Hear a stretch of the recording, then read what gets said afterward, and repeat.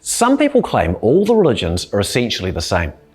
And this view has been made popular in our day, and maybe it's because people feel it's a neutral position because they're not really disagreeing with anyone. But that isn't actually the case. If you claim all religions are the same, that's a religious truth claim like any other. And you're actually saying that anyone who believes a single religion is true is wrong. So saying all the religions are the same doesn't avoid the problem. But there's a bigger problem with the idea that all the religions are the same, and that is the fact that they're not. To quote the apologist Gregory Kukul, he says, all the religions are essentially the same, except in the areas of God and salvation and the problem of man and the afterlife and that kind of stuff. It turns out that on the big issues, they are very, very different. They can't all be true. For example, God cannot exist and not exist. Jesus' claim to be the man from God is either true or not true. It can't be both. So there's an important discussion to have here, though respectfully.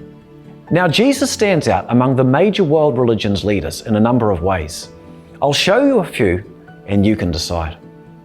For example, if we consider what some of the world's major religions founders claimed, Buddha claimed to point the way. Muhammad claimed to be a prophet of God. Darwin claimed to be an accident of chance. While Jesus made a claim so radical that you can't put it beside any of those, because he claimed to be God.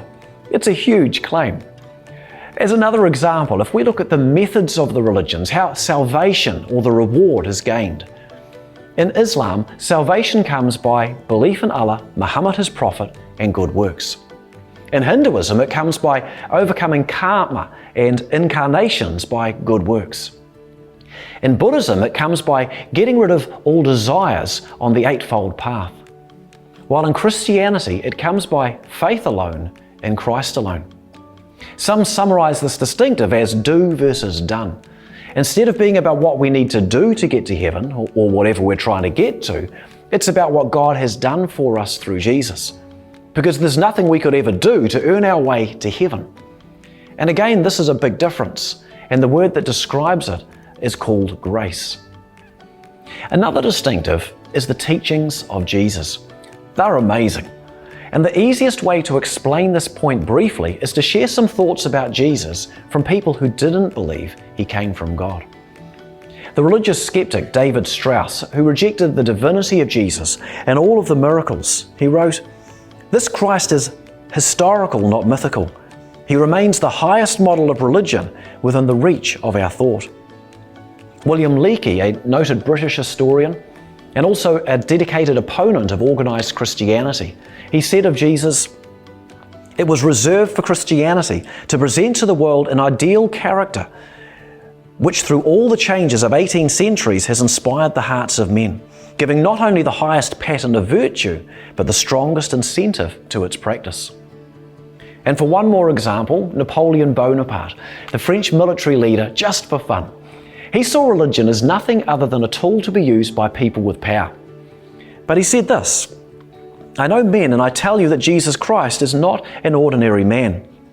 Superficial minds see a resemblance between Christ and the founders of empires and the gods of other religions. That resemblance does not exist. There is between Christianity and whatever other religions the distance of infinity." And these are high commendations when we note that they are from people who don't believe Jesus was from God. And for a final comparison, Christianity stands out in its positive impact upon the world, giving us our concepts of individual human value, charity, equality of races, equality of genders, the limitation of government powers, education for all, healthcare for all, and more. We discuss this later in the series, but to summarize, William Robinson, a professor of information science, said, "If one takes an historically objective approach, even secular history affirms that Jesus changed the course of the world's history."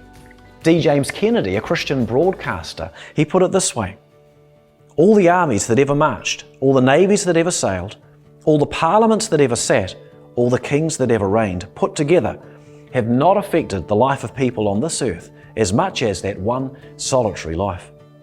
So one of the reasons Christians believe Christianity is true is because Jesus really did stand out. And it doesn't take much of a look at the world's religions to see that they are really different from each other and in the big things. Let's now look at Jesus from a different angle.